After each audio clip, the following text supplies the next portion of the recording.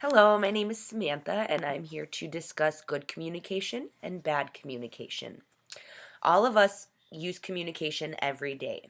The better we communicate, the more credibility we'll have with our clients, our boss, our colleagues, our teachers, and anybody in general that we communicate with. A big thing within good communication is to rely on the 7 C's of communication, which consist of being clear, which means you minimize the number of ideas in each sentence. To be concise, you must stick to the point and keep it free of filler words. To be concrete, the message you deliver must be solid. Be correct and be specific towards your audience and ensure that it is error free. We must be coherent, which is logical, by using one topic at a time. Be complete. Make sure your audience is fully informed of that topic by the end of the discussion and have no further questions concerning that. And to be courteous, which is to be sincere, open, and honest.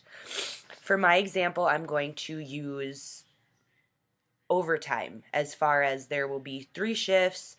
The first shift isn't doing any overtime. The second shift is being bombarded with overtime, and the third shift is barely doing any overtime. And I would be the supervisor discussing this with my crew. So here's my good example. Hello, everybody. I've called you together to discuss the issue of overtime between the 3 shifts. It has come to my attention that not every shift is participating in overtime, and some shifts are being left to do it all, while others are not.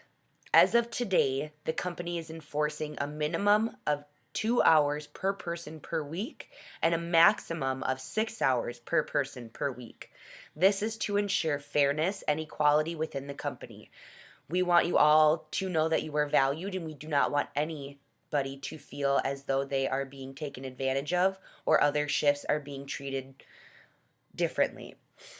I appreciate your guys' cooperation, and if there are any concerns, questions, or comments, please feel free to come with me. This issue is being addressed, and we are going to do our best to ensure that it is fixed. Thank you so much for your time.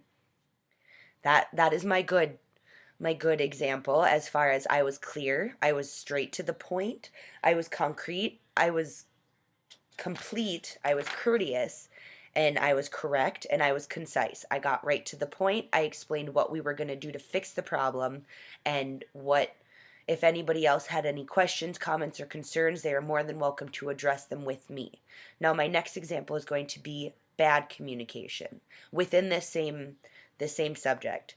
So here would be bad communication.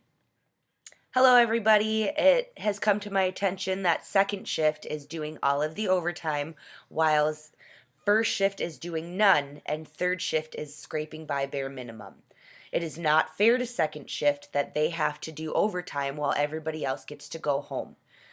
We are going to fix this by making everybody else do an equal amount of overtime.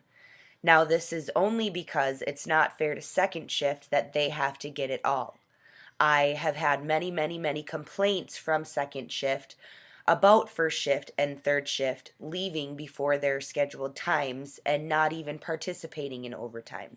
This is not fair, and this company is fair.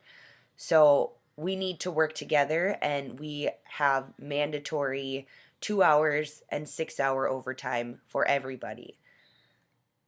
Thank you for your time. I appreciate that this is going to get solved, and have a great day.